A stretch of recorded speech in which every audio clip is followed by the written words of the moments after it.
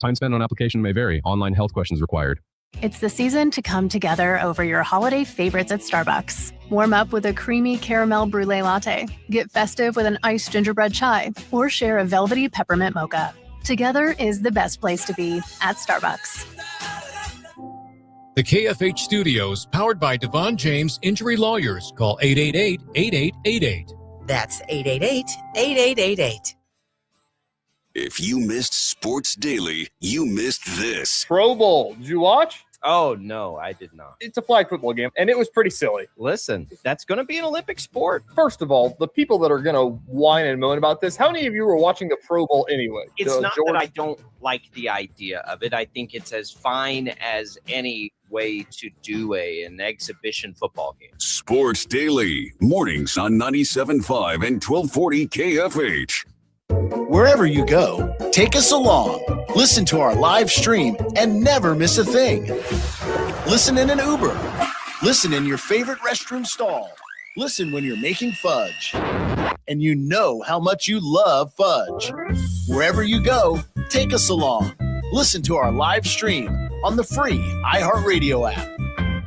Kansas Fan Headquarters, 97.5 and 1240 KFH Wichita, KNSS HD2 Clearwater, and Odyssey Sports Station. Hey, Wichita, it's Jacob Albrock. Stay right there for the latest breaking in sports talk. It's Sports Daily coming up next, exclusively on 97.5 and 1240 KFH. Jim Rome here with your Rome Report. To quote Arnold Schwarzenegger from Total Recall, consider that a divorce. Well, except I'm not talking about he and Sharon Stone. I'm talking about the Phillies and Nick Castellanos. It was not a question of if, but a matter of when. You know it's bad when a solid player like that is untradeable and nobody wants him, and the team is willing to eat $20 million just to get him to go away. Then again, the guy pretty much did it to himself. Teams will put up with just about anything if you're producing, but he wasn't. And the one thing that no team is ever going to put up with is a player responding to being taken out of a game by cracking open a beer in the dugout and then lighting up the manager in front of the rest of the team. No way you come back from that. A beer in the dugout? What? Burning a blunt? Didn't want any of that? If you were trying to get yourself fired, Nick, it worked. Hope that was worth it, although I'm sure it wasn't. I'm Jim Rome. And remember, you can follow me on Instagram at Jim Rome. While retinitis pigmentosa takes Mark's vision, his family gives him hope, whether at the family business or at home with his wife and sons. He knows he's not fighting alone. For 50 years, the Foundation Fighting Blindness has funded research into treatments and cures for blinding retinal diseases, providing hope to people with vision loss. And for Mark, winning the fight means being there for his family. The Foundation Fighting Blindness. Together, we're winning. Help us end blinding diseases at fightingblindness.org. 1 in 4 Americans have a disability. I'm one of them. I'm also a working mom who cares deeply about making sure every child with a disability thrives by getting their access needs met. We've got a trusted ally by our side. Easter Seals provides children and families the foundation for lifelong success through early learning programs, skills training, and prep for college and career. That's my Easter Seals. Make it yours. Join us at easterseals.com. If I was governor, I'd sure find better things to do with my time, like getting Washington's birthday and Lincoln's birthday back as separate paid holidays. President's Day. What a ripoff. Now, from Wichita's most listened to sports radio, 97.5 and 1240 KFH, this is Sports Daily.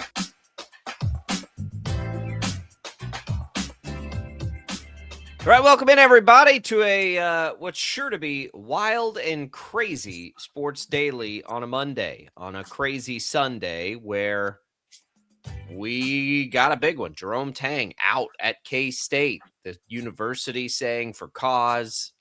We're going to have a legal fight potentially on our hands here. Jacob Albrock, TJ Cleveland with you on a Monday. We'll dig into the Jerome Tang news from Sunday. It was also a big weekend of college basketball in general for Wichita State and KU. Shocker head men's basketball coach Paul Mills will join the show a little later in this hour. So it's going to be crazy. Your commentary, welcome at 869-1240 on the KFH hotline. YouTube, X, Facebook. You can leave us video comments if you're watching us there. If you're watching on 12 News Connected, you can reach out to TJ and I directly on X at our social channels.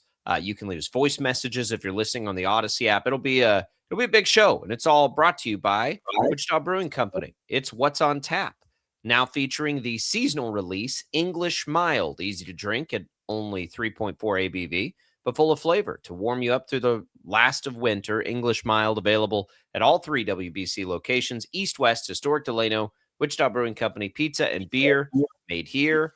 TJ, you've slept on it. How are you this morning? I think that if Tommy Castor is listening to the show right now, he needs to get on the phones, sell some legal ads, and get us a legal insider. It's for cause might be a stretch. We'll dig into we're about to dig into the most, and obviously like the Marshall thing kind of had legal ramifications and everything, and the end of that I imagine and everything. But since I've been here, this is the first like real sports legal crossover that's gonna have me, saying wild words that I have no business saying. You've had betting allowed, and we've had a lot of. Yep, I've had more like sports legislature than there's been like law. And I understand legislature is full of lawmakers, but you know what I mean? Like this is the first like suit that we're gonna have to deal with. Well, look, this was the issue at hand here for KState has always been that buyout. We've said it before. Like, I didn't think they'd ever be able to get to the place where they could swallow the buyout. And then we have one of the wilder, strangest weeks ever. And now they're trying to save for cause. And I don't think they'll win that case, by the way, but I think they'll settle.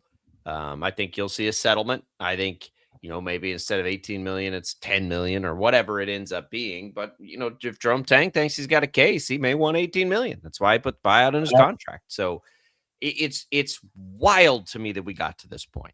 I said this last night on Sports Sunday. 2 weeks ago, I don't even think KState was at this point. And it wasn't because of the losing. I think they could have lost every game the rest of the way. And I'm not sure KState would have taken this route.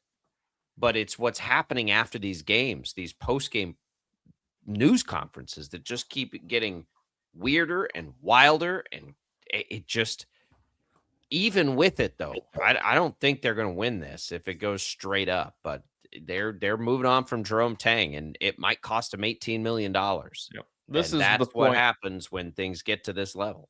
This is like, honestly, like, as we talked about on the show this last week, obviously the Gene Taylor comments that, he told me, whatever it was, like 2 weeks ago now, is that like he, completely trusts him to try to turn it around and everything like that. Like, I think 2 weeks ago that was true. Like, I don't think that there's any part of it. Like, and people, every time athletic directors say that, people are always like, whoa, you better hold your word on that then. And it's like, well, guess what? You're allowed to change your mind.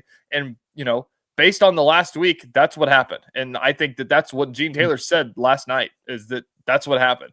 I think that, like, on Tuesday night, I understand. And listen, we're not idiots. Like, we understand that they're making this move because of how bad the basketball program is right now. Like, and it's for cause is the other part of this as well. But, we're not going to be coy and think that if they were, 20-10, that this would happen, right? Yeah, look, careful what you say here, because anything that you say right now can and may be used in a legal court of action as they're trying to prove for cause that it's disparaging to the program. The language in there is very strange from what KState puts out. That recent public comments, quoting Gene Taylor here in a statement, recent public comments and conduct in addition to the program's overall direction have not aligned with K-State's standards for supporting student athletes and representing the university.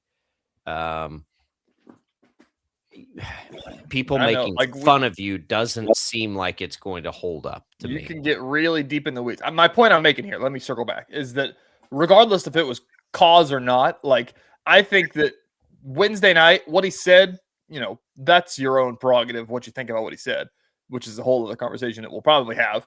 But like, the fact that it went viral is the problem. By all accounts, it's the problem. If it wasn't for cause, it's a problem, because it's like can we give him another year? Like, we're a national laughingstock right now. Like, and I think they really wanted to. Like, it was like, force my hand. Like, I do not want to do this. And Gene Taylor doesn't do this kind of thing. Like, it was a force my hand situation. And I mean, Thursday, it was on, pardon the interruption, Sports Center, on all the national media, social medias. Like, it was everywhere. And at that point, it's just like, I don't know what we can do other than this. I think the most likely scenario is that K-State got to the point where they were comfortable with the buyout. And you know, at that point, this is the path they're going to take because, you know, I guess why not, you know, try. But again, try all you want. That's going to be something that factors into the future, and we'll get into all of it. We'll revisit the entire situation, but you're not making that move unless you're comfortable with the buyout. Because look, exactly, there are smarter people than us sitting in a room saying, "Yeah, you maybe could get get this clause," but they're thinking the same thing we are. Like, it's a stretch, but we could try. Exactly, You got to like, be that's the comfortable thing with the buyout. Is that it's mid-February and everybody kind of, you know, thought it was going to come eventually, and it was like, you know, this wasn't a snap decision. He heard the things on Wednesday night, and he's like, I can't do it. He's gone. Like, this has probably been pondered for, you know, like quite a while. Of just like, funny too. What is possible? Wednesday night didn't even bother me that much. I know that's a whole conversation.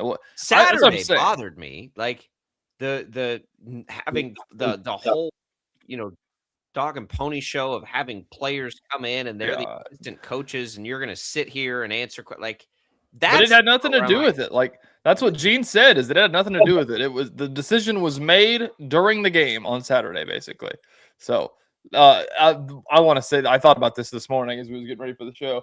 Is I want to go back and find, I don't know if it was Friday's show or something like that, where we were talking about Wilbon making his case on PTI. I was like, you better walk it back or we'll file you for cause. And we were both like, yeah, okay, you can't fire him for cause for that. They fired him for cause for that. Coaches have been mean to their players. Like, you're trying to motivate your players. My favorite post on it about social media was, if Jerome Tang just got fired for cause for what he said, Mick Cronin could have gotten fired 100 times in his 2-year career already. The UCLA coach. There's lots of coaches. Almost all of them would be fired. Zachary on YouTube says he was trying to get his guys to play, seemed to be maybe working, talking about covering the number against Houston there, and they just looked for an opportunity to get rid of him. Yeah, I mean, I think they were definitely looking for an opportunity to get rid of him. He was highly unsuccessful after his first year. So, look, again, you don't make that call if you're K-State unless you're comfortable losing this case, because I think we can all look at it and be like, I don't know that they've got a real case. But they made the decision, and now what? We'll go through it, everything that led up to it. We'll just revisit this for a little while. Paul Mills later this hour. We got a lot going here on Sports Daily on this Reaction Monday. Stick around.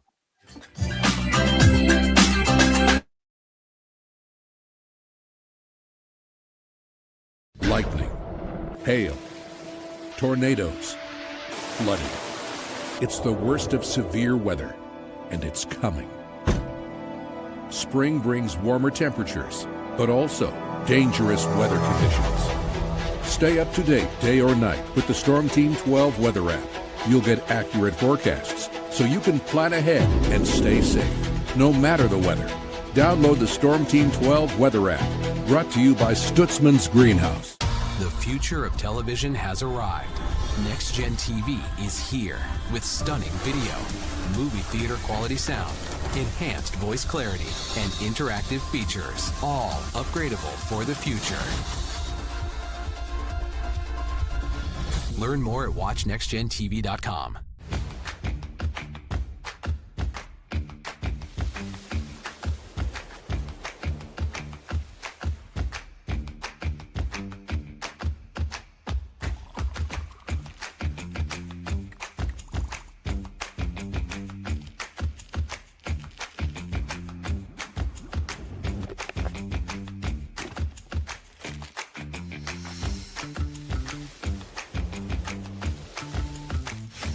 The canvas of our imagination. They tell a story, clouds affect the events of your day. Sometimes they growl, sometimes they inspire, but they're always the messengers of nature's mood written in the sky. Storm Team 12 understands the language of clouds. We're dedicated to decoding their message so you know what to expect. Behind every cloud, there is a story waiting to be told. Trust Ross Jansen and Storm Team 12, alerting you first to the impact on your life.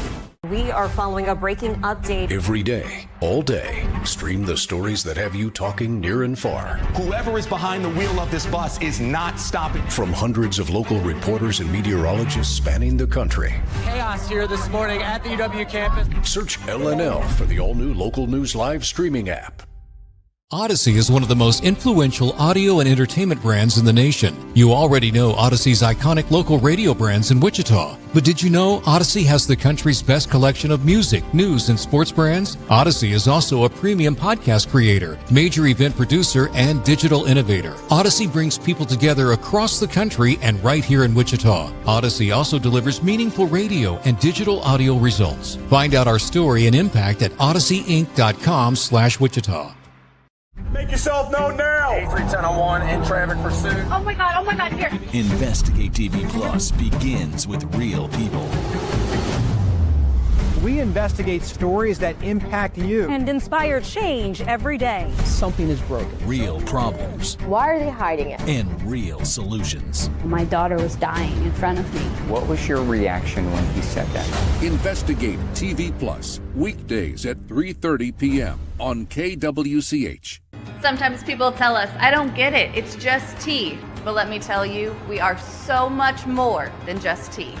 With 20 plus flavors of sweet and unsweet iced tea, the possibilities are endless. Come on in and try them all for free to find your favorite or get us on the go for your busy lifestyle. And don't miss happy hour every day.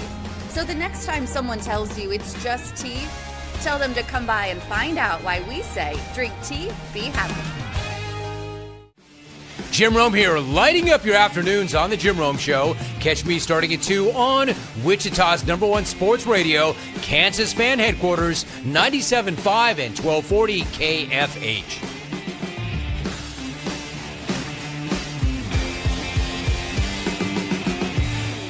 Mornings are busy. We're here to make your mornings better. We report the stories that affect you. 3 more hospital lies from contaminated apple juice just a day after the FDA issued a recall. We're here to make your mornings better. Closing east and westbound lanes of K96 for repairs. With 12 News, you're prepared for your whole day. Scattered thunderstorms across the state into the afternoon. Stay a step ahead with 12 News this morning on KWCH and KSCW.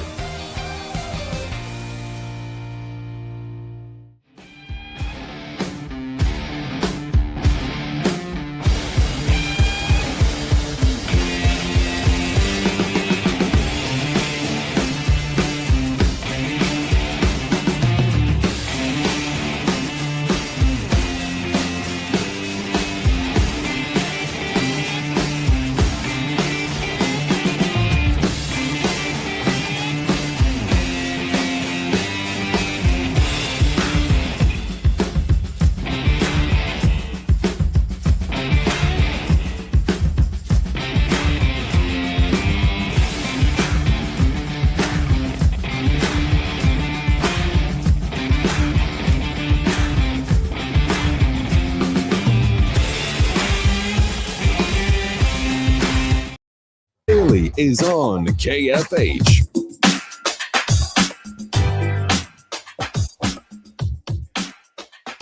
All right, welcome back in, everybody. Glad to be here with you. Thanks to Prairie Fire Coffee. Maybe needing it a little extra this morning, K-State fans, if you were up late studying up on the Jerome Tang firing, who some of the next options might be. We'll get into all of that in the next hour. But we got to take you back through this process that happened. A couple of viewer comments. Rick says that KU tried to fire David Beatty and lost. K-State has no chance if he fights. He should make him pay legal fees, and then says good luck getting a coach if they fight this. I mean, KU got Lance Leipold after fighting with David Beatty. So I don't think the next coach is going to care that this is for cause. I really don't. This got weird. And I think Hey. They did not get Lance Leipold after David Beatty. You're erasing history here. Who was after Beatty? Les Miles. Oh, that's right, Les Miles. Well, they got Les Miles. That may be even more. That's a bigger sale. Yeah. So, like they got coaches. I think that this is a weird. There's a point to be made though. Like I don't think it's going to matter because I think that the next coach is just going to get a fresh start, and I don't think that coaches are going to, care because it's a situation that doesn't deal with them. So I think that the next coach will be fine coming in. It's just basically like, if you're going to do this, are you fine with the, national PR hit that you're going to take? Like, and it's going to happen, and it'll probably get washed away. But they're going to take a PR hit for this probably. You think there are people that don't side with K-State on this generally nationally? I'm not talking about K-State, but I'm talking about like from the national perspective. I think most people from the national perspective probably are siding with K-State. Everybody's been saying they have to fire him. They have to fire him. Well, they think that they have to fire him, but they do not agree that it was fired for cause. Like national. Well, that's whatever. Again, we're like, this is just that's not whatever. That's the biggest part of the story.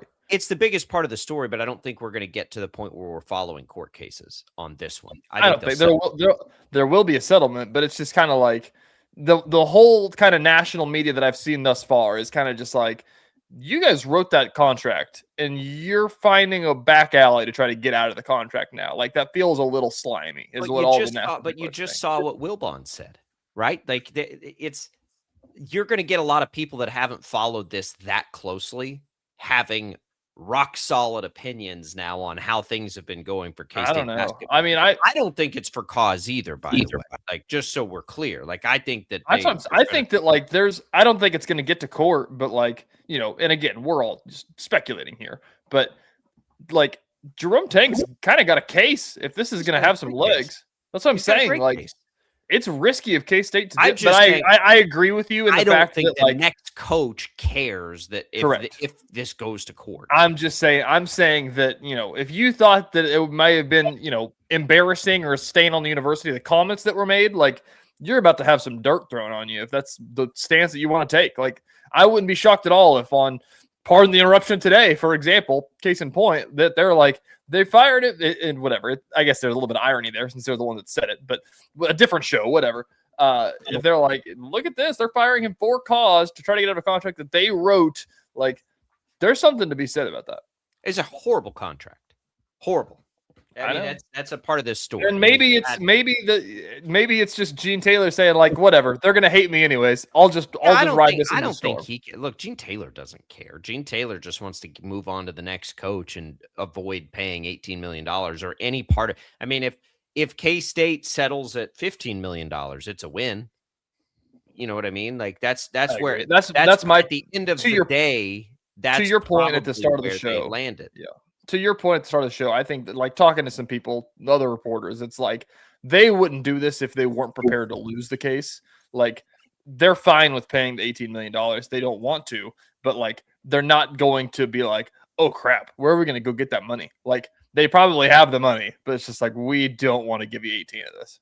The issue at hand on it is, have you offended Tang so greatly that he's like, no, I'll take all 18 million. Please. That's the part that like, and that's the thing is that, people are talking about this is that like Jerome Tang and K-State, really toted it out there for the last three years that like how good of a guy he is and the crazy faith and all the stuff like that. And then just to change it after, by their words, they had a press conference and they didn't like it, what he said about the university. And there's more to that, obviously. And if there's a case in this, it's going to be way more than just that one situation that they'll bring up. But like, it's a quick way to turn your head the other way. And Tang's got an argument to make. Well, and they've got opportunities that have been happening that none of us have seen either. They've talked to players. They've talked to assistant coaches. There's all kinds of stuff that can come up in a legal case. Tang says afterwards, I'm deeply disappointed with the university's decision and strongly disagree with the characterization of my termination. That's the key part of that. He said some other things, but strongly disagree with the characterization is where we're going to have, it's where we're going to have a disagreement potentially in court. Again, I think Tang, Tang more on Tang's side of this ultimately, but if he's offended, he may take you all the way and you're prepared for that. I can assure you that a room full of people that do this for a living are ready for the scenarios that we're laying out here. That's what I'm saying. And also their attorneys are. there's a reason that if this was a Wednesday night, they were so upset. There's a reason that the news wasn't broken until Sunday. Like, this was a sit around and been like, okay, what can we do? Like, just tell me what's possible.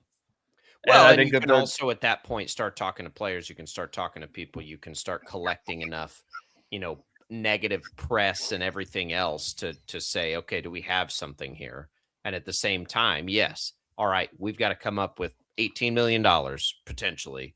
Well, how do we make that work? There's a lot. It's not an easy decision. It's a major bummer.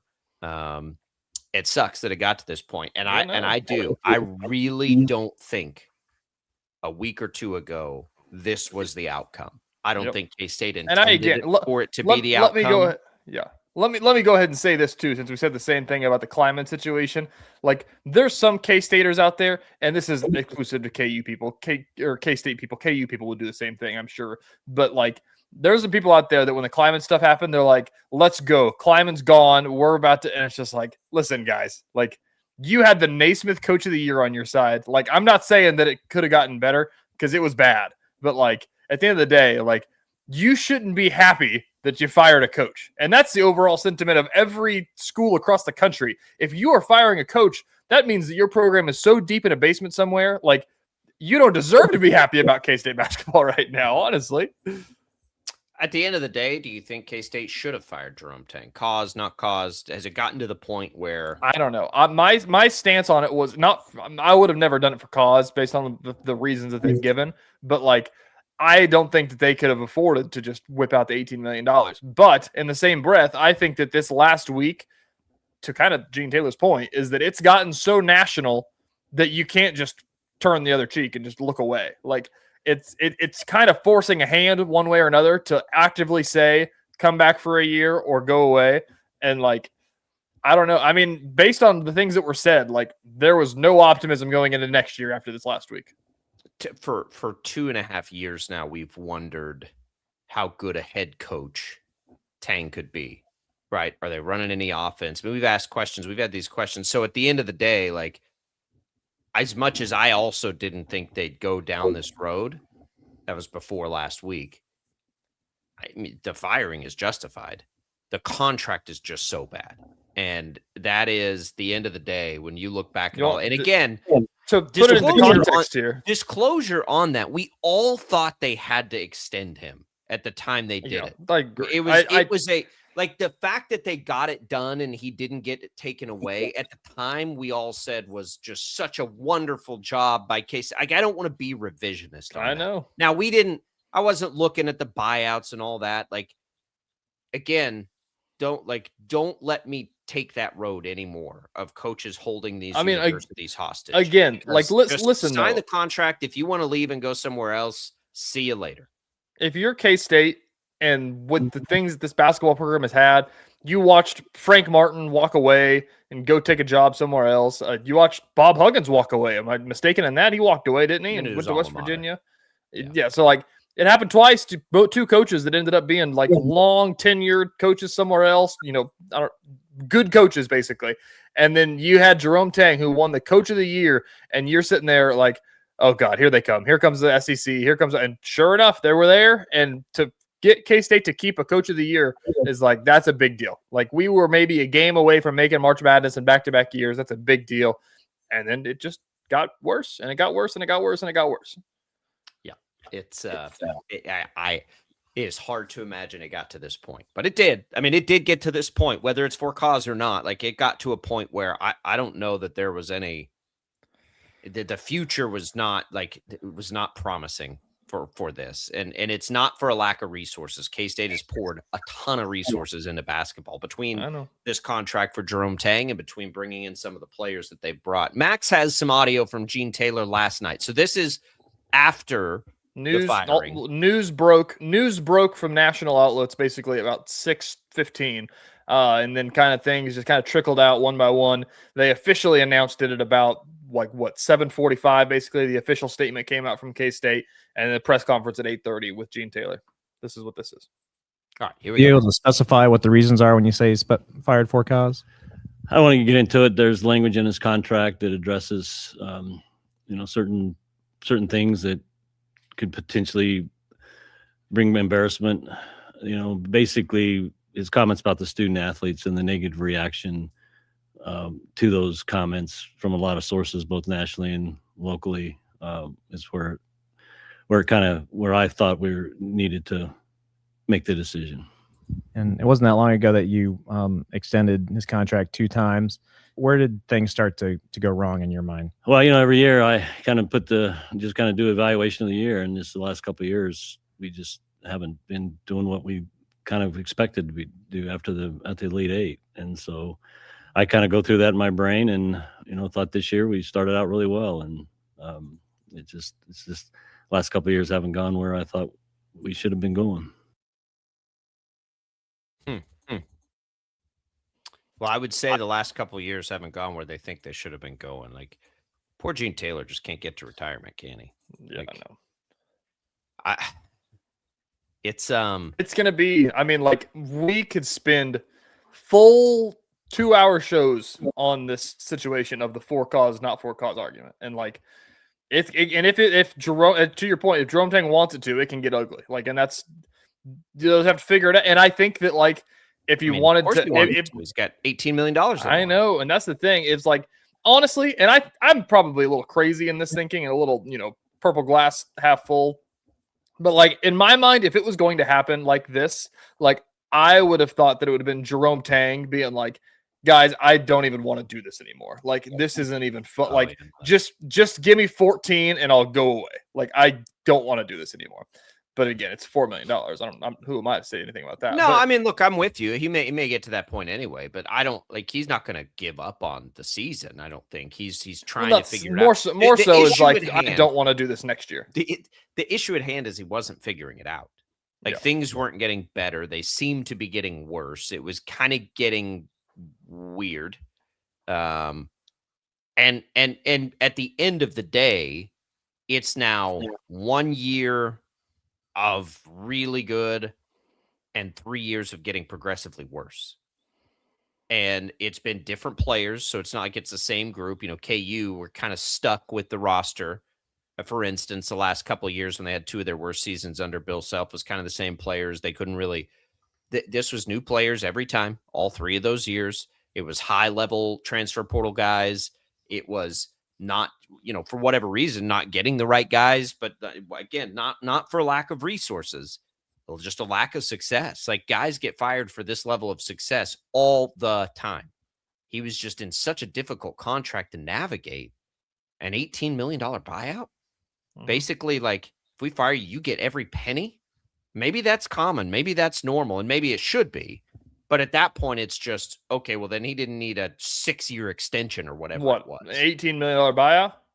Well, the buyouts, I'm sure, oftentimes are for the remainder of a contract. Like, I don't think that's unprecedented, is what I'm saying. Did you know this stat? Is that if they fired him without cause and paid him $18.7 million, it would have been the largest buyout in college basketball history?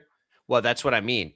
But what I need to know is, are other coaches' remainders of their contracts a part of the buyout, or is it just because it was such a long contract? Maybe. You know what I'm saying? Like, he got the per year raise, and then it was for a long period of time. So, is it standard for some of these buyouts to just exist over the rest of a contract? Like, if we fire you, we owe you the rest of this contract? Because that doesn't seem unlikely. Right? You got a contract. Why else would you agree to it, to being bought out? But again, it's too long of a contract. That's too much money, too big. I also don't think on the heels of an extension like that, people anticipate a firing to come that quickly, which probably makes it hard. Like, the high to the low here is so sudden and jarring. That's the thing, is that in this contract, like, in 2029, it's reasonable. I mean, it was like single digit millions, which, by the way, reasonable, but like single digit millions by the time you added another 4. And so, like, and then when you write a contract up, it's like, well, I'm not going to fire you in 2026. Like, sure. Like, I don't care, whatever. Like, and how often does that happen, that you extend and then fire immediately? In college football, it kind of happens. In football, it's common. Right. And the numbers get a little bigger, but it's not common in basketball. It's not. And it's strange. And this is all weird. And unusual. And now we're likely headed to court. And again, how much will K-State end up paying here becomes the question. It won't be zero. It's not going to be nothing. I'd be stunned if they were to win this case. Maybe they're ready to fight. Maybe they, and again, to be fair, maybe they have information that wasn't just, post-game news conferences that aid their case that we don't even know about. That's possible, but we'll see. We'll see. We'll discuss what's next for the program in the next hour. What do you do from here? Where do you go from here? Do you have the resources to basically have the next coach not care about any of the things that have just happened? Like, all of those questions now sit at the same time. They have to figure out a less exciting for fans buyout court situation. They got to find a new coach. And they've got a pretty interesting interim coach taking over. The list that I've seen, and that's the interesting part. We didn't play this part of the Gene Taylor audio, is that basically he said he's going to prioritize a coach with head coaching experience, which to my point that I made, earlier, is that if they were going to pay out $18 million, like, who can they go get? Like, and there's a chest of money. I know there is, but like, that's a big number on the books to deal with. Like, if they're going to go try to get Brad Underwood, which they have to try, but that's going to put them in a hole. Like, if they pay $18 million and then went and they'd have to pay $18 million to end Tang's contract, pay $15 million to end Underwood's contract, and then give Underwood it'll be interesting how much they pay and what that means for the next decision. It ain't my money. You know what I mean? Like, that's it's somebody's. From a fan's perspective, that's what you're thinking right now. It ain't my money. Like, go get it done. This is a crazy, weird spot. It really just, and we'll talk about the coaching carousel. This is the first one. So they've got all the momentum of anybody, everybody's mocked to them because they're the only one. Well, and it's a big-time job. I mean, K-State's a big-time job with a lot of history. We'll come back, though. We're going to switch gears. We'll go back to this in the second hour. It was a big basketball weekend. A very interesting weekend for both KU and Wichita State. Speaking of the Shockers, Paul Mills will stop by on the heels of a massive win against Tulsa at home on Saturday night. That's next on Sports Daily.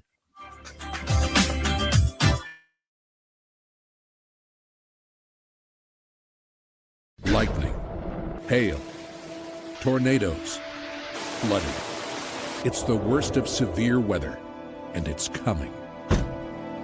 Spring brings warmer temperatures, but also dangerous weather conditions. Stay up to date day or night with the Storm Team 12 weather app. You'll get accurate forecasts so you can plan ahead and stay safe, no matter the weather. Download the Storm Team 12 weather app, brought to you by Stutzman's Greenhouse. The future of television has arrived. Next Gen TV is here with stunning video, movie theater quality sound, enhanced voice clarity, and interactive features, all upgradable for the future. Learn more at watchnextgentv.com.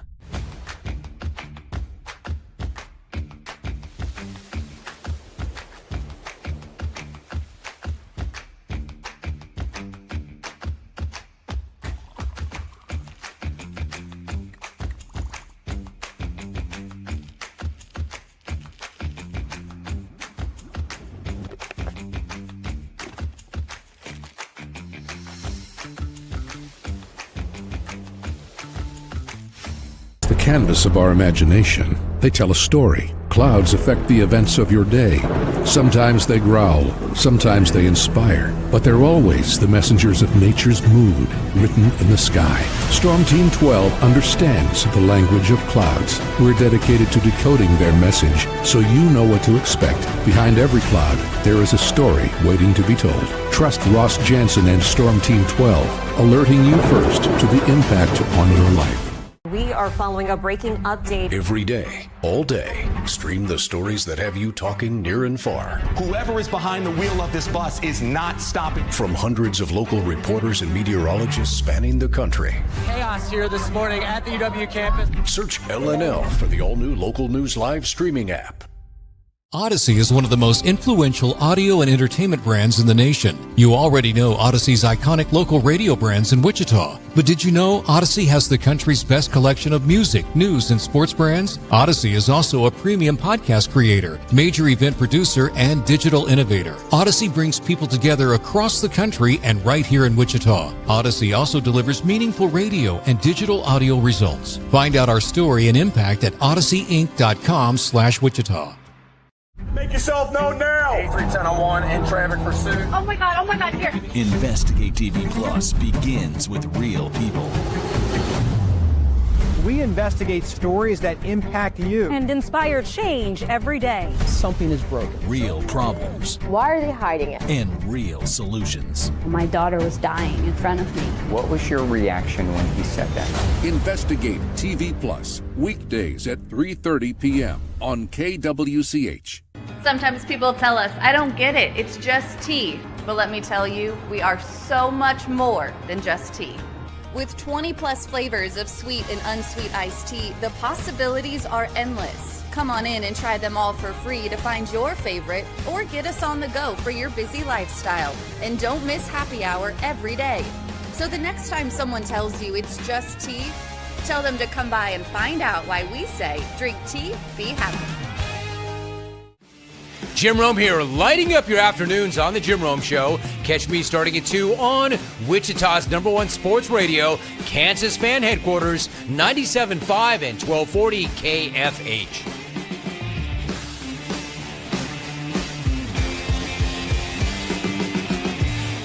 Mornings are busy. We're here to make your mornings better. We report the stories that affect you. 3 more hospital lies from contaminated apple juice just a day after the FDA issued a recall.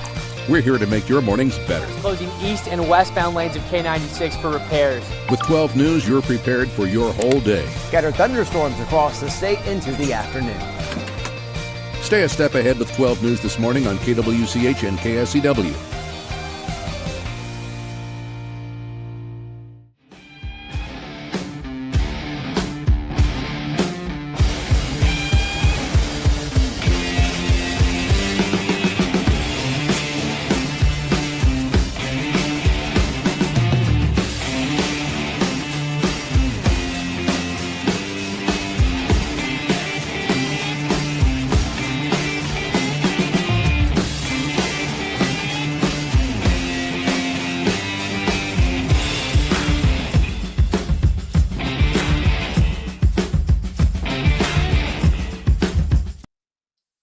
Sports Daily is on KFH. All right, welcome back in, everybody, to Sports Daily here on a Monday, Reaction Monday. We are joined now by Wichita State head men's basketball coach Paul Mills. Coach, that was pretty rocking Coke Arena in a pretty intense, stressful, fun environment on Saturday. That's what it's all about. That was a great win for a great crowd. What were you guys talking about afterward when you were through it? Was the reaction from the guys as fun as it was for the fans, I think? But I thought it was a total team effort. And so I think there were a lot of people in our room who were really, really happy. Everybody contributed. There were, big plays made by a number of people. It just wasn't one. There was a huge segment of the game where we needed Kenyon Giles to score, and he delivered. There was a section of the game where we needed stops. And Karan Boyd was able to provide a block shot there late. We needed to convert some free throw opportunities, not earlier in the game to give us the advantage. We needed physicality. And I just thought that everything that we needed, I've told our players that, what the game demands, good player supply. And I thought that's what was happening. Whenever there was something that was needed, we stepped up. And I don't want to take anything away from Tulsa simply because they're a good basketball team. They are. Coach, we'll talk about the crowd before we dig in deep into the stats here. Jacob and I were both spectators on Saturday night in that crowd. You've talked a lot about how smart you think Wichita basketball fans are. We made the point for about 5 minutes straight in that second half. It was like one possession game, everybody stands up. One possession game, everybody stands up. And it was almost like trying to will the stop, and it finally happened and got over the hump. Just, that the crowd knows kind of what you guys need, and I know you were getting into it as well. Yeah, I mean, they go 1 for 8 down the stretch, and I thought that a lot of that had to do with the environment that our fans provided. And that's what happens during home games is you have a home court advantage, and we haven't, been able to always be on the right side of these games. I know we dropped some this year, but I am happy when our fans are involved and really impacting the game. And you can watch a game, but I thought the people in there were impacting the game. And I thought they had a lot to do with just the defensive presence we had at the end. There's so much. There's so much in it. You talked about how many different things happened. Karan Boyd's last 5 minutes of that game, I thought were as wild and impactful as any 5-minute stretch. You guys just didn't have him for a lot of the game.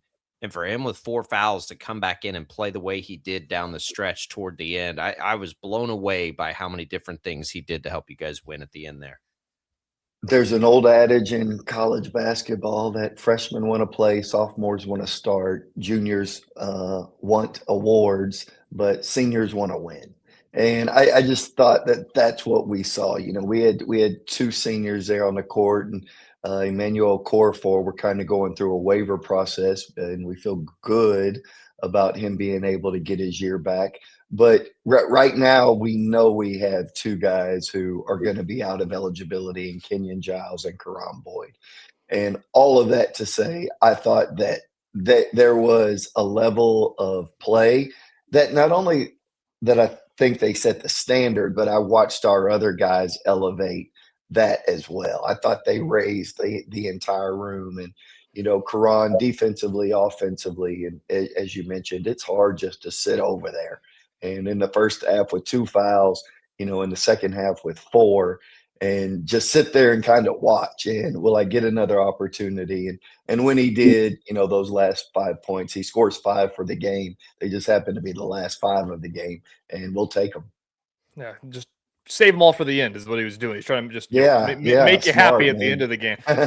This game, going back to the first time you guys played Tulsa on the road, it kind of felt like it was the same roadmap to the final 10 minutes or so. In that game, Tulsa got it up to 19 points or whatever, and it had the makings that if Wichita State kind of wanted to lay over and let that happen, and they were starting to make the shots, everything like that. What went different this time around in that final fourth quarter, if you want to call it that? Yeah, I thought they answered, again, Miles Barnstable, I know he started out 4 for 4, but he's one of the better shooters in the league. I think that sometimes, I know people don't want to hear this, but this is just fact. 1 second here. This happened last week. My daughter calls me at the same time every day. But I got to warn her on Mondays. But I think what happens is in those scenarios when you find yourself is your defense will bog down because it's just bogged up and mucked up on offense. And you don't want to hear that. Hey, you should defend regardless whether or not you're making shots. I don't care if you're talking NBA. It doesn't happen. Guys get frustrated, and there's a level of maturity, trust me, that we all preach that we can't. But I thought there was an offensive flow. Like, I'm not telling you all the shots were going in, but I knew we were getting quality shots. And I think that helps. That was not the case at Tulsa. And we let our offense impact our defense. And it wasn't as bogged down. And we were also able to limit those dudes to 1 shot. We were able to out rebound Tulsa, and there's been 4 times we've been out rebounded this year. 2 of them in our league, 1 of them at Tulsa, and then the other night against South Florida. And I just think there was a resolve to ensure that did not happen again. So, Coach, when we look at that with Kenyon Giles and that game on offense, head coach Paul Mills joining us, he is such a gifted offensive player. It's interesting, I think, from South Florida going into Tulsa. There was a point in the game, and was this him? Did you guys say something to him where I guess when we watch him, it always feels like he feels the burden to score at certain times.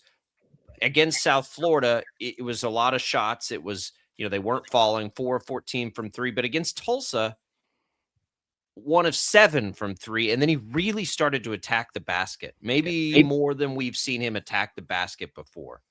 Is that a revelation in his game to anybody? I mean, it probably isn't to you guys, but I don't recall him ever taking that approach when he gets going on offense like that. Yeah, we had to kind of floor map a little bit better for him. Going back to South Florida, we were way too congested in scoring areas. The spacing just wasn't what it needed to be. And kind of how teams play us defensively is there's a book out that people are following, and what they're doing is whoever is guarding TJ. Simply because he's 1 for 12 on the year from 3-point land. And then you have Dylan Batee, who is 1 for 11. So you have an 8% shooter and a 9% 3-point shooter. So whoever's guarding those guys, they just stand in the paint. And so what happened was we had to change how we were mapping the floor and just give Kenyon a little bit more space. It wasn't anything revolutionary. We just had to move some pieces around, but it provided more 2 opportunities, specifically at the rim. And I'm sure, that somebody, I'm not on social media. I don't, maybe somebody will show you how it was done. But honestly, it was just, we had to schematically change how the floor was mapped, and it just provided KG a little bit more room, as well as our other players. I'm sure if you give it 24 more hours, Taylor Eldridge will have a full film breakdown up. That's my new favorite thing to do watching games, especially as a spectator, is I like to watch all the off-ball screens that Giles runs for a mile until he gets the ball. Makes me feel like Taylor Eldridge up there in the crowd. So all of a sudden, Coach, after the results of the wacky American Conference this year, it's right there back in second place. Did you watch any of the games yesterday? I'm curious how you intake American Conference basketball. Are you just box score watching? Yeah, I didn't watch any of the games, and a staff group text, somebody said, "Hey, so and so lost, and lost," and I was like, "I think they're in front of us." Nobody knows where anybody is anymore. Everybody keeps finding ways to make it weird. I will tell you, I'm not gonna go on my soapbox here, but I will tell you, this is gonna be this way for some time, given the current NIL environment. Everybody has new teams. The American is the most poached league in the conference, in college basketball. It has been for 6 years in a row. We get more transfers than anybody. People just so everything's new. And on account of that, you get all of this, 4 losses, 5 losses. The teams that return people, for instance, South Florida, he brought his team over from Arkansas State, several of those guys. Like the people that can stay together, they're going to be able to navigate some of this. And you need to be playing really good basketball. I'm not saying this as an excuse. What I am telling you is that this is kind of going to be the way moving forward in just college basketball for a number of conferences. You're going to see conference teams with 3, 4, 5 losses. And if you can return some guys that, we've got some scars on us. We've gone through some battles. We understand what it's like.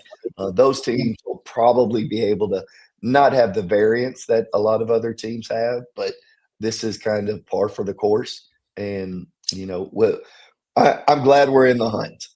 I had a different question, but you said scars and made me think of this. Was that Will Berg's blood all over him, or was that somebody else's? They were beating the hell out of him in that game, and he's stuck in there. I mean, just blood everywhere. Like they were hammering him. We need to get red jerseys just so we don't have to stop play every time that they beat Will down on the floor, and we got to go cover up some blood. But one of the more impressive stats the other night was he drew 9 fouls and committed 0. And he's a horse down there, man. That's those are 2 bears down there fighting whoever is engaged with him. And it's fun to watch when you're on the right side of it, but it looks like WWE down there some days. It does. It does. Going forward, what we got? East Carolina on the road on Wednesday night. Just kind of have you started the scout on them? What are they? One back-to-back, it looks like, against two Houston teams, or sorry, San Antonio and Houston. What's East Carolina look like? Yeah, they won 4 of their last 6, and I think anytime that you go on a road against a team that's won 4 of their last 6, that really confident they have in one. They have a kid in David Riley who's top 3 if you just start talking about players of the year in the league. Isaiah Nelson at South Florida, David Green at Tulsa, and then I said David Riley, I mean Jordan Riley, and just a phenomenal player. And we were able to do a good job on him here, but as you know, when you defend good players, it's hard and they get 2 in a row. So we'll have to weather that storm. And then they have Giovanni, the big 7-footer, the lefty, he may have 5 pounds on Will, and he's a problem. And then they're playing a lot better. It's at home. This isn't a trip that's right around the corner either. So there's a lot of things that are factoring into play, but they're playing with a lot of confidence. About 90 seconds left, Coach. I'm going to ask you a question I think I know the answer to. Do you let yourself at all look at, when we talked about those standings, at the bye situation now with the format change of the tournament? Can you afford to look at that now as things are so packed in there in the conference? Yeah, I'm aware of it. We've actually mentioned it to the team that the top 2 get a bye. We understand it. So we need to find ourselves in the top 2. There's the goals. Coach, we appreciate it. Wednesday night at East Carolina. We'll talk again next week. Good luck on the road. Stay safe. Gentlemen, thank you. There goes Paul Mills, Wichita State head men's basketball coach. We'll come back. We got to talk some KU in the next hour. We'll revisit what's going on with Jerome Tang. It's a jam-packed reaction Monday. Don't go away.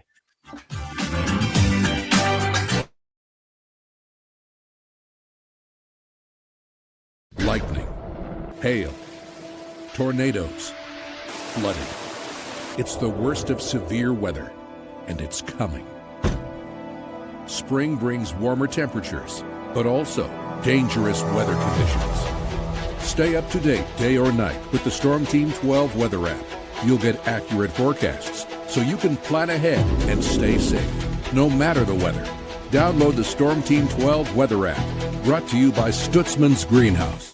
The future of television has arrived. Next Gen TV is here with stunning video, movie theater quality sound, enhanced voice clarity, and interactive features, all upgradable for the future. Learn more at watchnextgentv.com.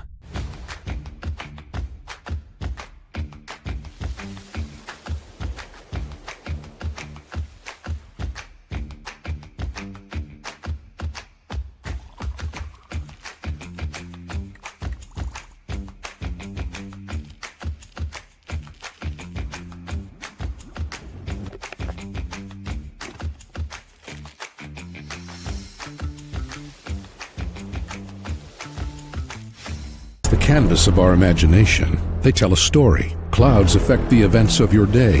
Sometimes they growl, sometimes they inspire, but they're always the messengers of nature's mood, written in the sky. Storm Team 12 understands the language of clouds. We're dedicated to decoding their message, so you know what to expect. Behind every cloud, there is a story waiting to be told. Trust Ross Jansen and Storm Team 12, alerting you first to the impact on your life.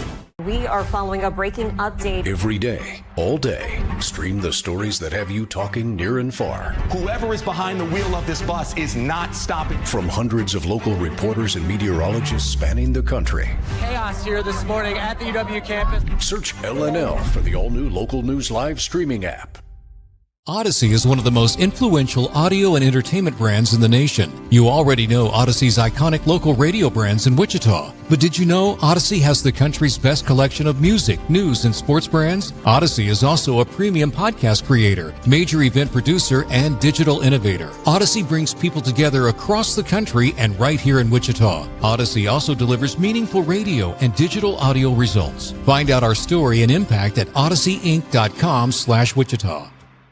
Make yourself known now. 83-1001 in traffic pursuit. Oh my God, here. Investigate TV Plus begins with real people.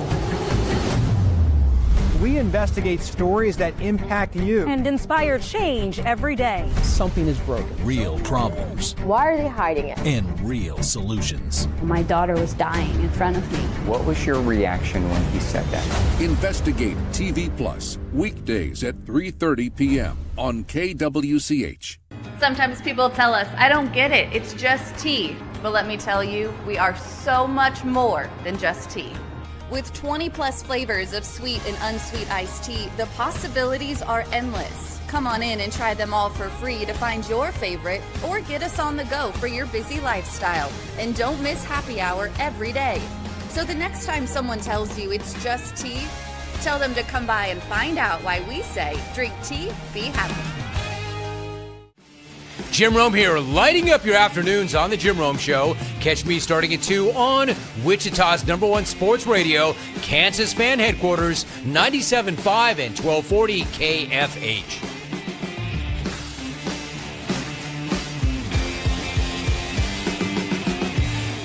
Mornings are busy. We're here to make your mornings better. We report the stories that affect you. 3 more hospitalized from contaminated apple juice just a day after the FDA issued a recall. We're here to make your mornings better. Closing east and westbound lanes of K96 for repairs. With 12 News, you're prepared for your whole day. Scattered thunderstorms across the state into the afternoon. Stay a step ahead with 12 News this morning on KWCH and KSCW.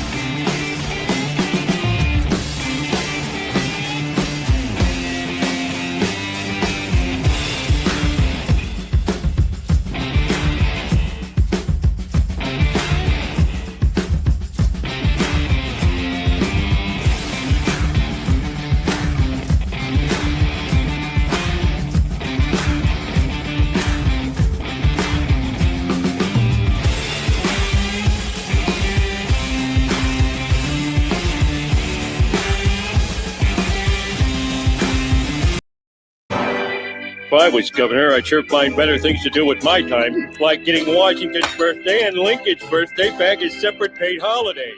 President's Day. What a ripoff. Now, from Wichita's most listened to sports radio, 97.5 and 1240 KFH. This is Sports Daily. Happy President's Day, everybody. I guess for some of us out there, it is a paid holiday. I'm kind of with Homer there, although I don't get it as a paid holiday anywhere. Man, in any of Jacob, callback here. Weren't we supposed to maybe not have a show today? It's a good thing we said, yeah, Jerome Tang got fired. Right? Yeah, we were contemplating, as it is, we're just part-time, we're just part-time riffraff here, but it's a holiday at Odyssey. And it's like we would have had the Shockers win against Tulsa. We would have had this Mills interview. We would have had Jerome Tang fire. It would have been a tough Monday to not be here. Here's your entertainment if you want some, everybody. Head over to KBCH. We just posted an hour ago. Who do you want to see as the next K-State headsman's basketball coach? And it's a who's who of names in the comments here. There's some real ones in here. Josh Schertz, St. Louis. Travis Steele, Miami of Ohio. Then we get into Frank Martin, Shaka Smart, Brad Underwood, Brett Ballard, Washburn, Bill Snyder, Deion Sanders, Doug Gottlieb, Bruce Weber, Bob Huggins, Greg Marshall, Bill Self. Primetime would be interesting. People are going to have fun with that for sure. We've got a lot more of that to talk about. We got to talk about KU's weekend as well, because KU's week really was pretty interesting when you put it all together. We've had a lot to react to here, but Jerome Tang news sort of takes the cake a little bit. It's all what's on tap, brought to you by the Wichita Brewing Company, now featuring chili for a limited time. Hearty Beef No Bean Chili is perfect for lunch and now available at all 3 WBC locations. East, West, Historic Delano, Wichita Brewing Company, pizza and beer made here. We will have some headlines that I probably missed. There are actually probably a lot of headlines I missed because of the Jerome Tang news. It's really all I've been paying attention to for the last 16, 17 hours, I guess it's been. But I'm also going to guess there's some headlines TJ missed. Because probably I can't even get on 17 hours. Guess what? The X machine isn't even working. I can't even dig up some headlines for you. Well, we're gonna have to come up with something here because we have an obligation to the people of headlines that we can make it a headlines week collectively. Oh, I got it. Max, play the intro. All right, Sports Daily fans, let's take you to the sports headlines Jacob probably didn't see. Jacob, did you see the headline that Team USA Stars beat Team USA Stripes in the All-Star Game Championship yesterday? I did not. So wait a minute. I thought it was the World versus Team USA. So I don't really know how this worked. I know that they split it up and there was 2 USA teams and a World team. And then it may have been like a Rising Stars team like they did in years past. I don't know who the other one was against. Okay. Let's see if we can find the box score here. And then they played each other. They played like a little mini tournament or something. So there was, World played Team Stars, then Team Stars played Team Stripes, then World. Okay, so it was like a round robin. Okay. There's 3 round robin quarters, and then it went into, and the first one even went into overtime. How about that? And then it was the 2 USAs won the round robin and played each other. And Team Stars won by 26 points in that quarter, led by who we got? Who even had the most points? Tyrese Maxey. Who does he play for, Jacob? Philadelphia. Good job. Look at that. Yeah, there you go. Yeah, it's you can get me with that Barkley segment for sure, but I knew that one. Look, I was far more interested in Team USA hockey, winning big and now moving on to the elimination stage. We're trying too hard in the NBA. I say that, like, I hope people enjoyed it. I do. Like, I hope people enjoy. There's a lot of people that don't like any All-Star games. I kind of like the baseball one. I don't really care about the others. So, like, good for basketball because the reviews on this seemed positive. People seem to enjoy it. So I'm glad. I'm glad people had a good time with it. On that note, LeBron James had a press conference prior to the All-Star game. This one made its way kind of viral on social media. Is that he said, somebody asked him about what he thought about the format. And he said, I'd rather just do East versus West. Why are we doing Team USA versus World? And somebody brought up the point. He said, why are we doing Team USA versus the World? Like, if I'm not mistaken, the World is a lot bigger than the USA. And somebody said, hey, LeBron, there is double the amount of United States American players than World players in the NBA. And there's 2 teams of the U.S. versus the 1 World team. And it was U.S. versus U.S. So, whatever. Next headline up, maybe the second largest one behind the Jerome Tang one, obviously, is that Tyler Reddick wins the Daytona 500 in a car owned by Michael Jordan. Michael Jordan was interested in NASCAR and not the NBA All-Star Game, I guess, is the headline. It took me. That's awesome. I mean, that's great. You know, we have Randy Moss was a part of a NASCAR team at one point. Did Marshawn Lynch get involved in NASCAR?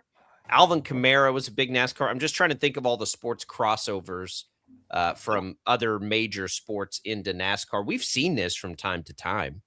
Joe Gibbs was famous as as at the time Redskins coach and a NASCAR owner. So yeah, I think that's awesome. I think it's great. Michael Jordan's from a part of the world where NASCAR is a big dang deal. And that's cool. Max, does Max watch NASCAR? Max strikes me as a kind of guy that likes to watch turn left. Max, no. Only if they drove Corvettes, right, Max? Max is probably more of a drag racing guy. No. Maybe Max is a car Max guy though. Maybe Max is an F1 guy. You staying up late watching the F1? Are you a car guy? Are you a car person, TJ? Me? No. Yeah, I drive a Kia. I don't care. No. Like I don't care how fast it goes. No. I don't want to put it in the shop. I'm the kind of guy that you go look at a car at the dealership and they pop up in the hood and they're like, take a look at that. So, yeah. Yep. Engine's there. That's right. That's where you put the wiper fluid in. Got it. Look at that carburetor. Let that puppy purr. Woo. Hey, woo. You guys, mechanics are not your friend, boys. You got to learn to do something. I don't know how to do anything. I can change a tire. You change the oil? No chance. I think I could figure it out. Did you just unscrew something on the bottom and let it drain out and put new oil in? It's not a big deal. But I've never once done it in my life, and I don't. But I don't want to. to. I mean, I definitely don't want to. I love the people too when you tell them that, and they're like, "You don't know how to change your oil. It's easy. All you got to do is do this, and then go put it in this thing, and then you got to go find a place to dispose of it, and all that's that easy. Like, you know what else is easy? Paying somebody $50 so I can sit there and scroll on my phone for an hour, and then it's done. My philosophy on cars is just give me one that I don't have to put in the shop. Like, give me one that I don't have to put in the shop. I'd like to have like nice technology in it, and I don't care about anything else, really. Yeah. Like, I feel like such a princess every time I go car shopping. Is that don't feel does like does it have heated seats and CarPlay? Heated seats are pretty BA. The car I drive now is the first car I've ever had with heated seats, and it's pretty incredible. It's pretty great. That's an amenity that I can get behind. But otherwise, I really like. I don't care about cars. I just want it to. The thing that I hate is taking them to the shop. That's what I hate. Do you have Car Shield or one of those? A Car Shield? You don't see those commercials? Car Shield, Ox, Endurance. It's like, what do they do? Insurance? You're paying per month, and then if your car breaks down, they allegedly. Yeah, it's a warranty. Oh, a warranty. I'd rather have one that just doesn't, stays under warranty. Yeah. All right, is that all of them? That's all I can find right now. Once the X machine gets popping up again, I'll be back. It's a bad headline day because there's one we've been paying attention to for the last little while, and that's Jerome Tang being fired. That's right. And we'll talk more about that on the other side. We've also got to talk about the KU weekend. We'll do that this hour as well. It's an exclusively college basketball show today. KState gets to join in the conversation for the wrong reasons, while we, to be fair, they've been are excited. K-State fans have been in on the conversation for the wrong reasons for a long time. The wrong reasons for a little while. It's like every game they play, it's like, oh, what happened after the game this time? Oh God. Yeah. What are we doing? We gonna talk a little hot board next. I got lists. I've been looking at the lists. Talk K-State. We're gonna talk candidates. I love what happens next. Season. I love hot board season where all these people put out a hot, and it's the same to me as like, I don't even know what I want to compare it to, but like it's incredible. It's just like, here's 25 guys I could see as the next head coach at K-State. It's like, oh, based on what? Based on a guess? Based on the fact that they're good coaches? Like, got it. Like it gets me every time. Like, I click them and I read them. So I'm like, ooh, Josh Schertz, look at that name. Ooh, Conkle from Tulsa. Wouldn't that be a name? Hey-oh. And it's just like, these people are just like, yeah, this guy's a good coach, huh? Yeah, I mean, and this is a fun one for that. Like, there are some names out there that have legitimate legs that are names. Do you think anybody in the world had Jerome Tang on a hot board back in 2022? No. Well, exactly. I mean, yeah, there were people trying to get him, which is why he got a huge contract extension. So I suppose his name when was he got hired. When he got hired from being an assistant coach at Baylor. Yeah, that was no, he was. He was the biggest assistant name out there at the time. Like he was. There were a lot of people that advocated for Jerome Tang to get the Wichita State job when Isaac Brown was given the promotion. Like he was a name. Like it was a name to get him to K-State. Thanks to Crestview Country Club. It'll be a great week of golf. It'll be a little windy, but it'll be warm out there. 36 holes of golf. Give them a call. It's still a great time to join. You can get some deals as we head into the busy season. Pool weather coming soon. Golf weather now. Give Crestview a call. Tell them we sent you from Sports Daily. We're coming right back.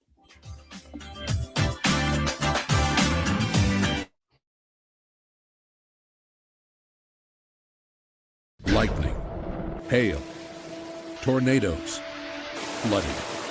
It's the worst of severe weather, and it's coming. Spring brings warmer temperatures, but also dangerous weather conditions. Stay up to date day or night with the Storm Team 12 weather app. You'll get accurate forecasts, so you can plan ahead and stay safe, no matter the weather. Download the Storm Team 12 weather app, brought to you by Stutzman's Greenhouse. The future of television has arrived. Next Gen TV is here with stunning video, movie theater quality sound, enhanced voice clarity, and interactive features. All upgradable for the future. Learn more at watchnextgentv.com.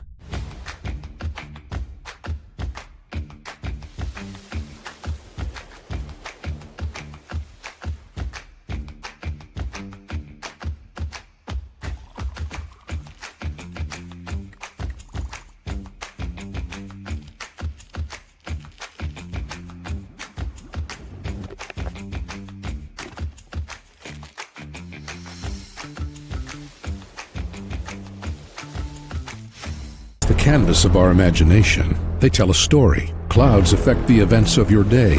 Sometimes they growl, sometimes they inspire, but they're always the messengers of nature's mood, written in the sky. Storm Team 12 understands the language of clouds. We're dedicated to decoding their message, so you know what to expect. Behind every cloud, there is a story waiting to be told. Trust Ross Jansen and Storm Team 12, alerting you first to the impact on your life. We are following a breaking update. Every day, all day, stream the stories that have you talking near and far. Whoever is behind the wheel of this bus is not stopping. From hundreds of local reporters and meteorologists spanning the country. Chaos here this morning at the UW campus. Search LNL for the all-new Local News Live streaming app.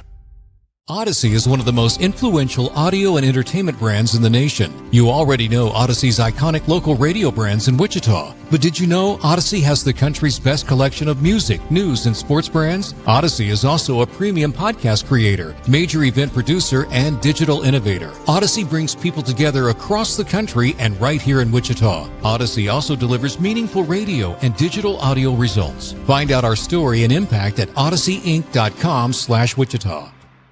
Make yourself known now. 31001 in traffic pursuit. Oh my God, here. Investigate TV Plus begins with real people. We investigate stories that impact you. And inspire change every day. Something is broken. Real problems. Why are they hiding it? And real solutions. My daughter was dying in front of me. What was your reaction when he said that? Investigate TV Plus, weekdays at 3:30 p.m. on KWCH. Sometimes people tell us, I don't get it, it's just tea. But let me tell you, we are so much more than just tea. With 20 plus flavors of sweet and unsweet iced tea, the possibilities are endless. Come on in and try them all for free to find your favorite or get us on the go for your busy lifestyle. And don't miss happy hour every day. So the next time someone tells you it's just tea, tell them to come by and find out why we say, drink tea, be happy. Jim Rome here, lighting up your afternoons on The Jim Rome Show. Catch me starting at 2 on Wichita's #1 sports radio, Kansas Fan Headquarters, 97.5 and 1240 KFH.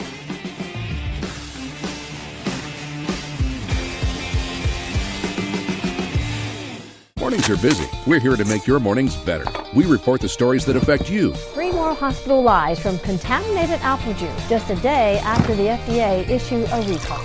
We're here to make your mornings better. Closing east and westbound lanes of K96 for repairs. With 12 News, you're prepared for your whole day. Scattered thunderstorms across the state into the afternoon. Stay a step ahead with 12 News this morning on KWCH and KSCW.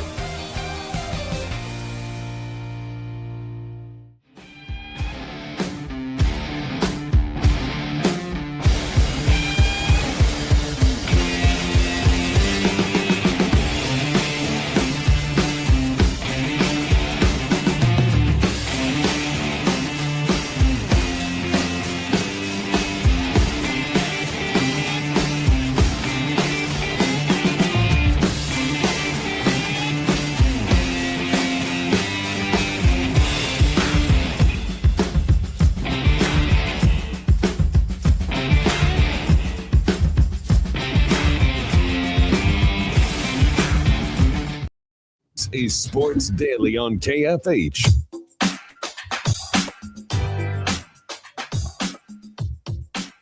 All right, welcome back in, everybody, to Sports Daily. Glad to be here with you on this Monday. It is a busy Monday. It's President's Day.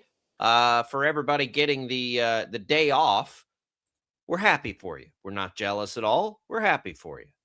All right, TJ, we spent a lot of time going back through the news of Jerome Tang getting fired in the last hour. Let's look now forward because the timing on this is interesting. But everybody's going to have a list now. Keep in mind, everybody, these lists are not based on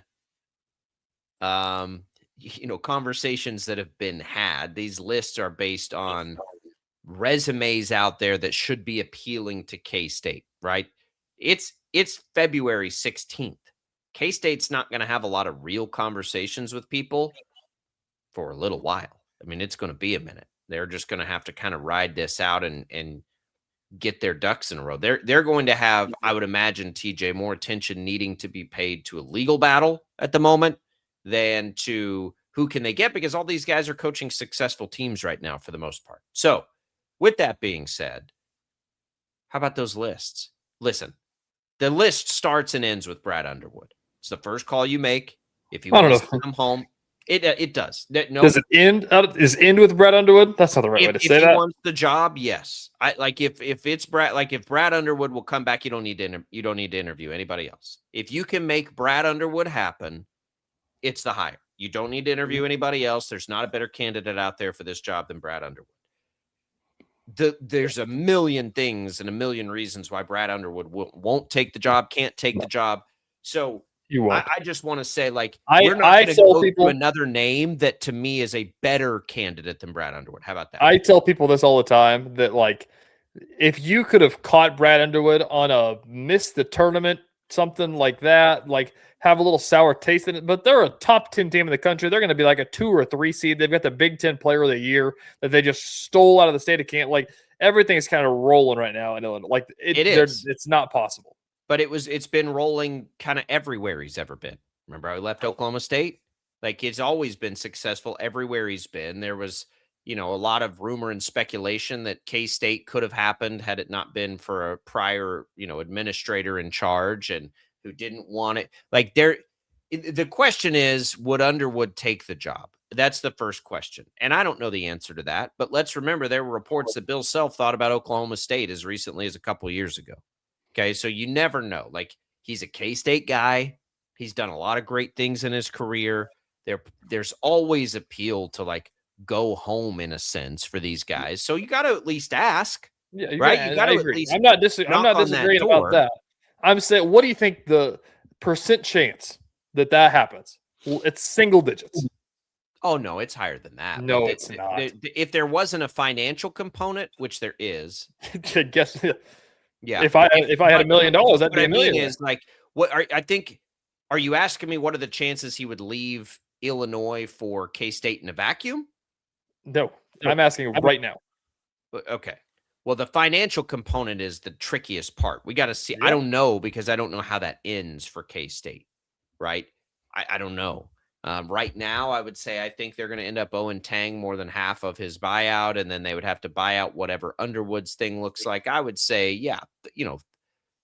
25%. Oh, if it was in a vacuum, not a chance. It's 25%. If it was in a vacuum, though, if you're just asking, the chance that he would desire to come back home, I would say if Tang would have left and went to Arkansas, I would have given you a 50% chance. What if Tang loses? What if Tang loses the court case? What if there's something we don't know about and the court's I don't think it matters about Brad Underwood. Brad Underwood's not leaving Illinois. They're just too good right now. Well, so now you're asking me something different. That's what I'm saying. Are you asking me with the financial? If you're asking me without the financial component, then I think it's 50-50 probably. I don't think not with the way Illinois is playing right now. All right, he's signed through 30-31, Brad Underwood, it looks like. There are meaningful protections. I don't think we know what the number is for him leaving. 6-year contract. That would mean there's 5 years left, 4.4. I mean, there's a chance it's up around $20 million. So I would say it's unlikely for that reason, but I don't think it's unlikely. You got to make the call. I'll make this in a vacuum or the current situation. I don't think that any of the financials matter. Buyouts be damned. I think that Illinois is just so good and they love him to death. Like, it's. Do you think Illinois is so good because of Brad Underwood, or do you think Brad Underwood's good because of Illinois? Because I would argue that Brad Underwood could have the same success at K-State that he's having. He could. I'm not saying that. I'm just saying that, like, that's not to the same degree, but like, it's like trying to pull Bill Self out of Kansas. Like, did he ever really get to take the Oklahoma State thing? No, but he thought about it. Like, and I'm sure that there's going to be the article that's going to come out after they hire the coach, and it's going to be August, and somebody's going to say, "Scoop, Brad Underwood thought about going to K-State." Like, you know what I mean? Yeah. Look, I again make the call. If he was ever going to take the job, he is the best candidate. Now, he probably won't. I think we agree on that. The chances are less than 50%, no matter how much less. They're less than. So then who do you move on to if you're K-State? Who's on the list? You want me to read you a list? I got you a list. Well, yeah. Let's do that. Kevin Sweeney, notable college basketball writer, Sports Illustrated. Rest in peace, Sports Illustrated, but he still keeps chugging along. Jared Calhoun seems like he's the consensus on all the lists. Utah State, who is kind of rolling this year. Jared Calhoun is the top of this list. Then it goes to Josh Schertz, St. Louis. We saw him in Indiana State. He's going to be one of the hottest names in the cycle. He may get whoever the big job is could be him. So he may even have the stones to kick it down the road and say, I'll wait and see what else I get. Casey Alexander of Belmont. Don't know who that is. You know who that is? Nope. No. Ryan Miller of Murray State. Kevin Zaltais. Tayako Siddle, UNC Wilmington. We saw him here in Wichita. Carlin Hartman, assistant coach at Florida. We'll say Brian Hodgson, South Florida, who is really good. It's his first year there. Ben Jacobson, Northern Iowa. Just about to ask you about him. That's a name. Then it gets into the interesting ones with the local ties here. How about Chris Jans, Mississippi State? Okay. Former Shocker assistant coach, correct? Yeah. Worked under Marshall. Yeah, and then went to Bowling Green and yes. had an issue there, yeah. And then Matt Breyer, Stephen F. Austin, former player of the Turge at Wichita State. Yeah, Breyer's interesting for sure. I think it's too much of a stretch. I think Jacobson is interesting. I'm not sure why Jans would leave Mississippi State. For Wichita State would be a different conversation. But I'm not sure what that appeal would be. Utah State's interesting. I think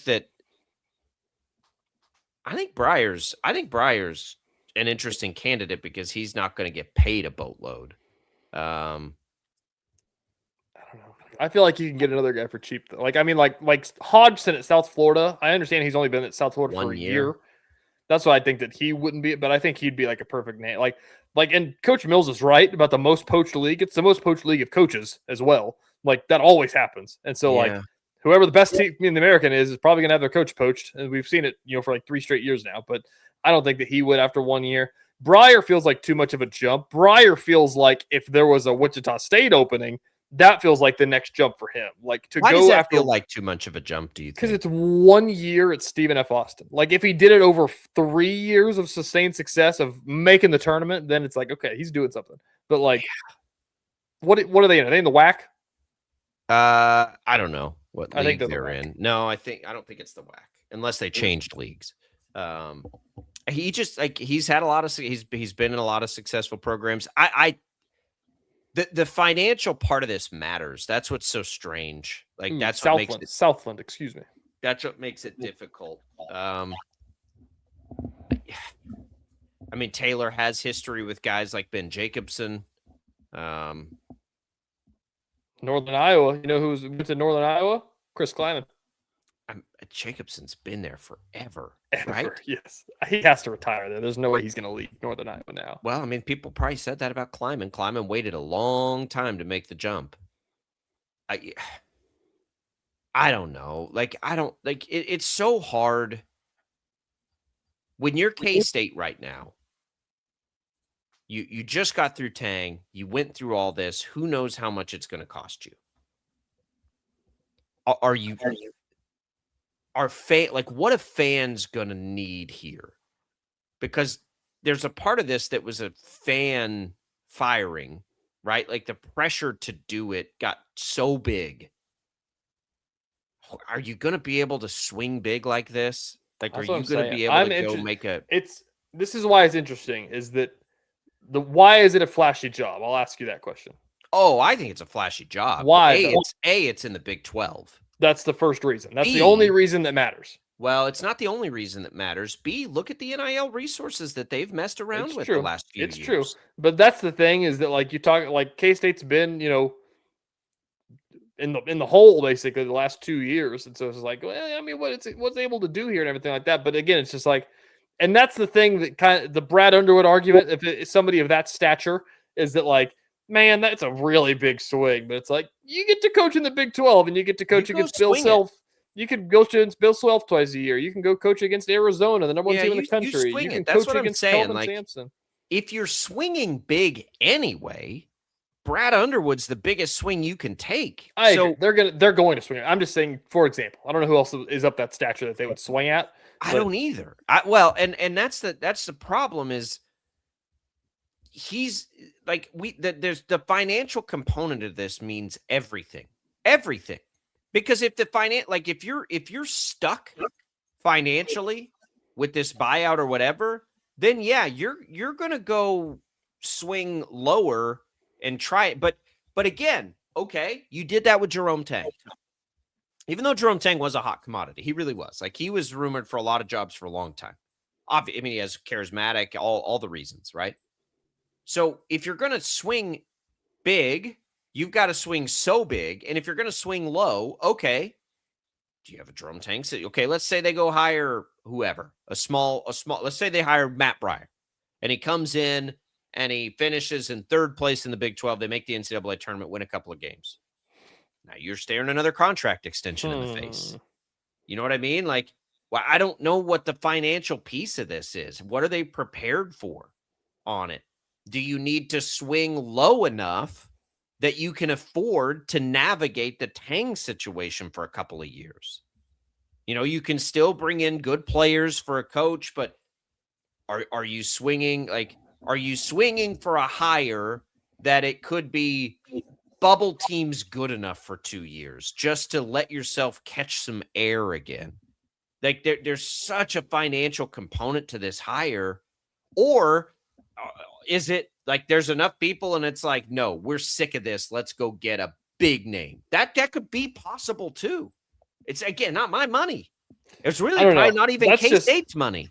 That's my thing is that like, I understand K-State and what all the, the pretty parts about the job that we're talking about, but like, it's not filling the, you know what I mean? Like, it's not KU, not to do this to you, K-State fans, but like, well, no, it's not KU, but there's it's like unfair. 4 of those jobs. What? Okay. Let me change what I'm saying here. Like, give me like Oklahoma football. Is that a good example? Like Oklahoma football is one where it's like, if we're not good, LSU, we just saw it. Can't do football. Got to do basketball. I know, but you know what I'm saying? Like they're at the stature to be like, we fired Brian Kelly. If you're going to fire Brian Kelly, you have to go get somebody. K-State's not in a situation where it's like, we fired Jerome Tang. We've got to fill those shoes with a big name. It's like, yeah, no, I don't agree. I don't agree with you on that. Look, K-State, outside of Arizona and Kansas, who profiles any higher in basketball than K-State? Baylor, maybe? Houston? Now, only because they've been winning the last couple of years. Oh, God forbid wins help. No, what I'm saying is go listen to what Kelvin Sampson says. He's already said it's not sustainable. They can't afford these rosters for an extended period of time. That's going to run out soon. You don't think it's ever going to at K-State? Kelvin Sampson. I know. So, like, if you're talking about profile of a school, there's Kansas, there's Arizona, which are in a different stratosphere than K-State. But they profile right there with any other team you pull out of the best league in the country. I mean, they do history, like all of it. They're not it's not like blue blood status. Again, like Kansas and Arizona, but are you like, what's a better job? And you can't think of it as like recent success, right? Like that's not that's because 2 years ago we could have said that about Kansas State after an Elite Eight run. What's a better job, Kansas State or Iowa State? Historically. You could make the argument about Iowa State.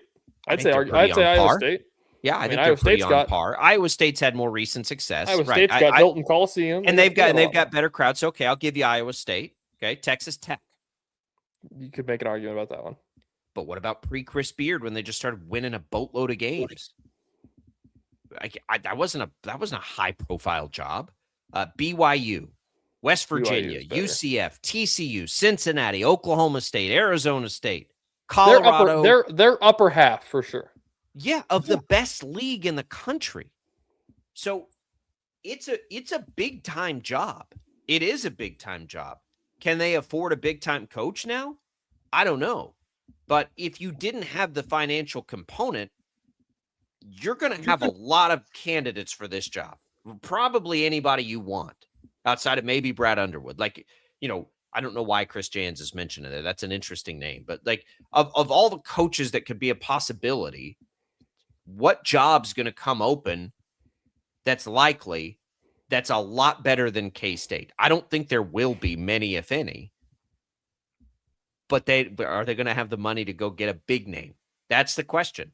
They'll be at the I'm going to guess that they go and they hire a lower level coach that's had some success that they can bring in on a smaller contract, and you just hope like hell that you don't get hamstrung into an extension right away like you did with Tang.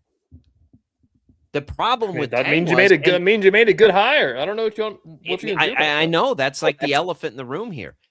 The issue you had with Tang is there were, again, I just said I think K-State's a great job, but you did have some blue bloods sniffing around there with Tang. So then you get desperate and you sign this crazy extension. So, you can keep some of the wolves at bay if you have some success at K-State, but not when, potentially, who was it, Kentucky at the time or Arkansas, like they start sniffing around a little bit and you're like, oh God. Like now we're talking about big time basketball programs. So we'll see. I don't know what they'll do. The reality is, though, nothing. Right now, they got to navigate a court case. They can't hire any of these guys now. That's the thing, too, is that it's interesting. And the for cause thing, it makes sense why you would do it right now. If it wasn't the for cause thing, do you think that they would have let him finish the season? No, I think their hands got tied. I think there was. I think that they were going to do it, but do you think that they would have just feel said, like it was their only option? I mean, they had to. Well, I think if they're gonna claim for cause, you have to do it this week, or else it's just like, well, why didn't you do it back then? Right. I think if they weren't going to do it for cause, here's what I think. Hire a guy that's not coaching. Here's what I think, and this has based on nothing except being around it for a long time. I think you have people sitting around in a room saying, everybody be on your toes. The second we think we can get out of this deal, we got to take it. And they feel like they got that opportunity. That's what I think probably changed over the last 10 days. We'll come back. Let's talk KU on a big week for them. Coming right up.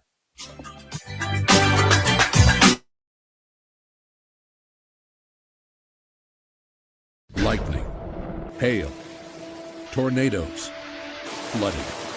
It's the worst of severe weather, and it's coming. Spring brings warmer temperatures, but also dangerous weather conditions. Stay up to date day or night with the Storm Team 12 weather app. You'll get accurate forecasts so you can plan ahead and stay safe, no matter the weather. Download the Storm Team 12 weather app, brought to you by Stutzman's Greenhouse. The future of television has arrived. Next Gen TV is here with stunning video, movie theater quality sound, enhanced voice clarity, and interactive features, all upgradable for the future. Learn more at watchnextgentv.com.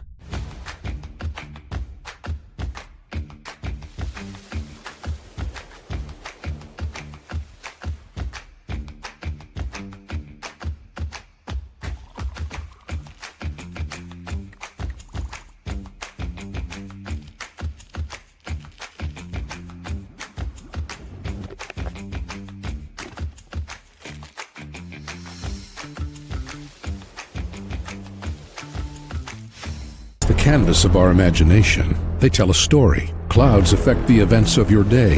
Sometimes they growl, sometimes they inspire, but they're always the messengers of nature's mood written in the sky. Storm Team 12 understands the language of clouds. We're dedicated to decoding their message so you know what to expect. Behind every cloud, there is a story waiting to be told. Trust Ross Jansen and Storm Team 12, alerting you first to the impact on your life.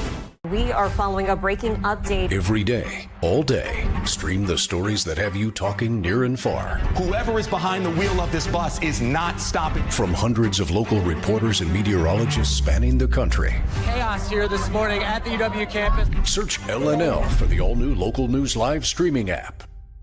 Odyssey is one of the most influential audio and entertainment brands in the nation. You already know Odyssey's iconic local radio brands in Wichita. But did you know Odyssey has the country's best collection of music, news, and sports brands? Odyssey is also a premium podcast creator, major event producer, and digital innovator. Odyssey brings people together across the country and right here in Wichita. Odyssey also delivers meaningful radio and digital audio results. Find out our story and impact at odysseyinc.com/Wichita.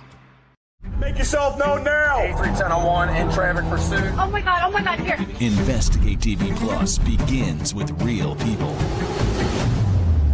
We investigate stories that impact you. And inspire change every day. Something is broken. Real problems Why are they hiding it? and real solutions. My daughter was dying in front of me. What was your reaction when he said that? Investigate TV Plus, weekdays at 3:30 p.m. on KWCH.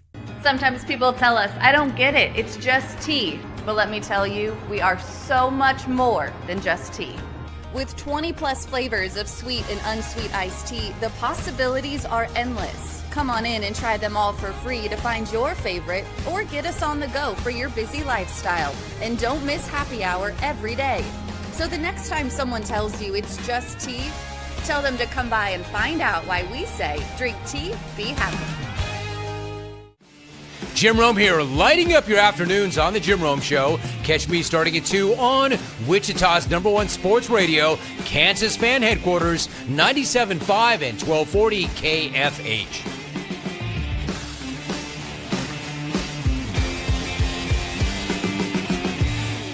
Mornings are busy. We're here to make your mornings better. We report the stories that affect you. 3 more hospital lies from contaminated apple juice just a day after the FDA issued a recall.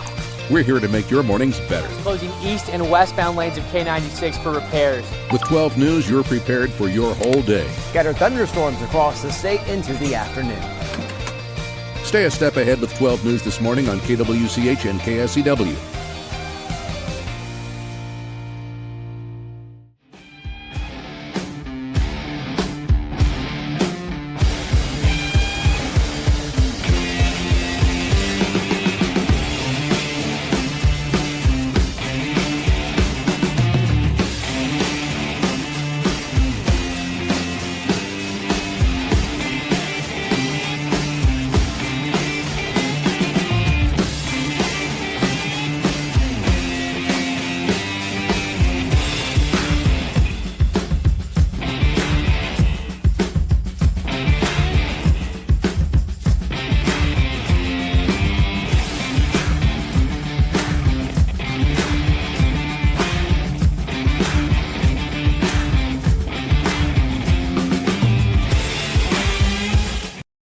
Sports Daily on KFH.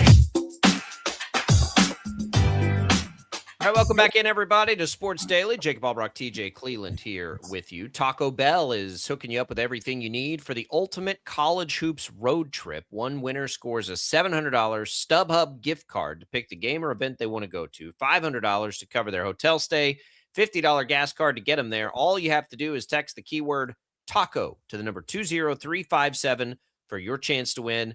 Message and data rates apply. You can go once for 24 hours on this. Full rules at kfhradio.com. Must be 18 years or older to enter. Good luck, everybody.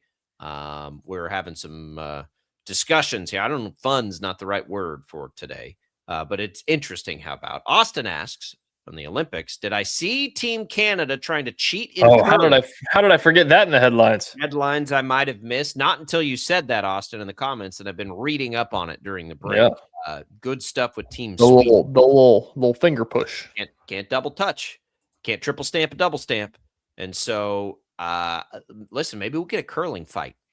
Canada, hockey, maybe. That'd be good stuff. But they're talking a little trash there. Sweden's messing with Team Canada, it sounds like. It sounds like it's working. So there you go. Appreciate that, Austin. All right. KU, Iowa State, TJ. Pretty predictable. I don't even know what to take away from. We talked about this last night. I don't even know what to take away from the game other than just like, yeah, well, they were just really good and KU kind of stunk. KU has been on. They've been riding so high. You got to remember, they've not just the win streak that started with Iowa State the first time. I mean, that's a part of it. They have this win streak, but most recently, it's a win against then 13th ranked BYU, 13th ranked Texas Tech, number 1 Arizona. Like the gauntlet that they just made it through and won them all was wild stuff. Iowa State coming off a loss. That's a brutal environment. It's predictable, I guess, is all I can think about it. Here's the challenge now, though, to me. Here's what we watch for now. Now they got to turn around and follow it up with a trip to their Achilles heel, and that's to go play in Stillwater over the years. So now I do think it gets pretty interesting. Okay, you lose to Iowa State. Okay, fine, right? They get their revenge, all these things. Now you got to follow it up and go to the place where you've really struggled over the years. Go to Oklahoma State. That's where I think this will be a really interesting Wednesday night basketball game. Yeah, it will be. And at 8 o'clock, too, like it just smells weird looking at it. You know what I mean? Like always. Yeah. Yeah, and it always is weird. You're exactly right about that. So it's, every coach in the country talks about it, of trying to not turn one loss into two. And back-to-back games on the road against two teams that you've had trouble in their building against. Like, it's not an easy bounce-back win. Oklahoma State's good. Like, Oklahoma State's beaten good team. Well, they beat BYU last week, right? Yeah. Yeah, Oklahoma State's okay. They're 16-9 on the year. I think they're like they beat BYU 70, and then they're top BYU, 75 in the net. They're not. They're 13-3 at home. Just they put up They put up 99 on BYU, beat them 99-92, and then went on the road their next game and got beat by 40 points at Arizona. Yep, it's just pretty normal Big 12. They're a really good team when they play in their place. Kansas is, Houston is now catapulted up to the top of the league. Kansas is 2 games back of them. If you're concerned about KU potentially winning the Big 12, they probably can't lose another one, and they'll need some help either way. So there's all of that for Kansas. I just I don't worry too much about the Iowa State game as much as I worry now about how they follow it up. I think Darren Peterson has not played really well since the first half of the BYU game. I know he helped finish off Texas Tech, but it's been a while since we've seen him look real good. So there are some things to watch, I think, Wednesday for sure. But like level of concern about the loss to Iowa State, I have almost none, like zero, because I don't really care this year if they win the Big 12 or not. Yeah, it's an interesting race as well in the Big 12. What are they, 2 games back now at first? Yeah, 2 games back at Houston. Houston's got 1 loss. They play Houston, but they got to play them at home, and Houston and lose another one, which is definitely possible. Houston still has on their schedule. Let me pull it up real quick. They finish with at Iowa State, Arizona, Kansas. That's their next 3 games. So you need them to lose 2 of those. One of them would be handy if it was at Kansas. So you kind of need them to lose either at Iowa State or against Arizona, and then the door opens back up a little bit.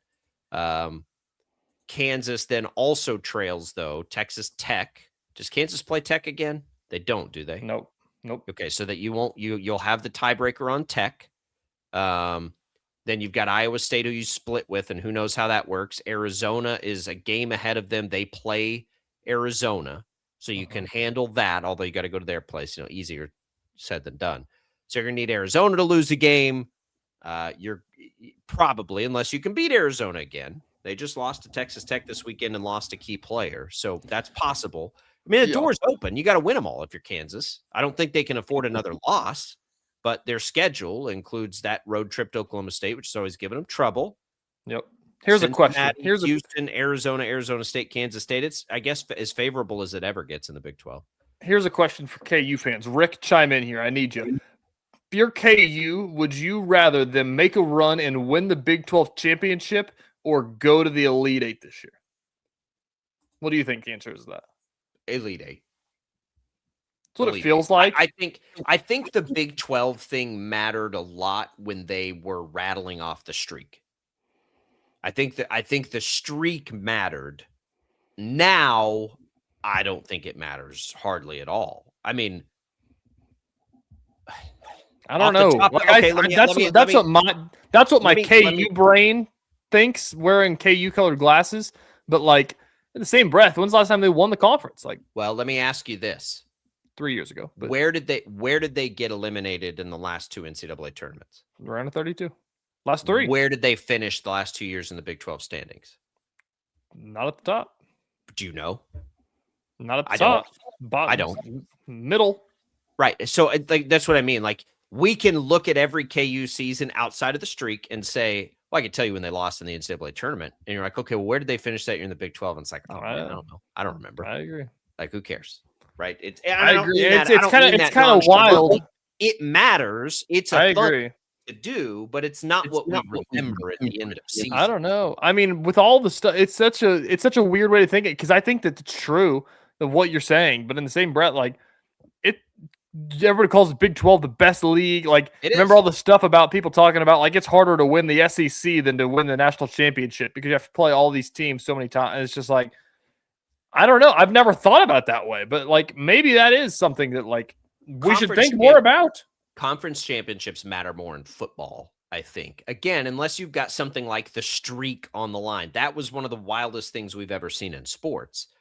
Where did KState finish in the Big 12 the year that they went to the Elite Eight? The Jerome Tang year? Yeah. Yeah, it was like top 5. I don't know. I have no idea. I have no clue. That's the Elite Eight year. It's not the, win the Big 12 year, second place in the Big 12. It's the Elite Eight year. In the same breath, the counter argument to that, though, is if you win, you're going to remember. If you win the Big 12, you'll remember. Yeah, but not as much as if you make a run to the Elite Eight. Yeah. It's just, again, the streak was different. Because I used to ask KU fans that all the time. I think, how did I ask that? You asked if it was KU football. I think, no, I think the way I would ask it is, would you rather have a bowl game in football at that time, but it meant you lost the Big 12 title streak or something like that? Like trying to just gauge how important that streak was. Because to me, I walked in and I'm like, I can't believe that they've won the conference championship this many years in a row. Like that is blowing my mind that they've been able to do. That's one of the craziest things I can remember in college sports. But they weren't making a lot of deep tournament runs in those years either. And so it's like, I would ask the same question. Would you take a Final Four but lose the streak? Would you take that and lose a bowl game? Whatever it was. And it was, it was always mattered. But I think the Final Four answer used to be like, give me the Final Four. So it's the team on Saturday against Iowa State did not look like an Elite Eight team. I will say that. It's true. I don't know the Monday before did. I don't know how to set expectations for KU in the tournament. It's second weekend or bust, obviously. It's been a challenge because they beat Arizona without Darren Peterson. Darren Peterson's status is obviously a question every time he takes the floor for whatever reason. How far can they make a run if he's not a big part of it? Like the team that beat Arizona, I would ask you the team that beat Arizona, which was less DP, if that team's playing in the NCAA tournament, what is a realistic expectation for them? For that Sweet 16. Maybe Elite Eight, honestly. But probably Sweet 16 because in March Madness you get hit with a team that makes 23s. Okay, let's just take a look real quick. That's with where they are. That's asking them to beat a 14 and a 6, basically. So Kansas right now, of doing that. Ken Palm has Kansas as a 3. That means to make it to the Sweet 16, right? They would have to beat a team 14. like, with that team, right? With that team, would you expect them to beat? I'm going to give you a group of teams that are kind of in that 5, 6, 7 range, right? North Carolina, BYU's there now, but they probably won't be now that they had their big injury. But North Carolina, Michigan State, Alabama, Tennessee, Vanderbilt, Virginia, St. John's, Arkansas, like that's how you get to the Sweet 16, right? If you're a 2 or a 3, that's your range. I think that prior to this last week, I probably wouldn't have said that, but I mean, they beat Arizona, like, and it's not insignificant. Not on a neutral court. It's not insignificant. I'm not saying it is. I'm just saying I have a hard even time. If they would have lost, even if they would have lost to Arizona by 1 or 2 at home, like that makes me feel like good enough that they can get to the Sweet 16. You know, is that team going to beat again Purdue on a neutral court? I don't know. It's a maybe now, like they beat number 1. But what's so fun? I guess we could call it fun. It's probably not that fun, but like then you put like full go. Darren Peterson is not limited at all. Then what? Then how do you set expectations? Right? Then they win the national championship. It's pretty crazy. Right? That's what we've talked about. That's what Bill Self we've talked seen about. Them play better. We've seen them play better collectively in games where he hasn't been available. Nope. Isn't that what makes it so weird? And we've also seen them play the best 20 minutes of basketball you've ever seen in your life with him out there. With him. I know. It's what's made this such an interesting year. And honestly, we kind of need these last 3 weeks to help us figure it out to some degree. We got more Sports Daily. Don't go away.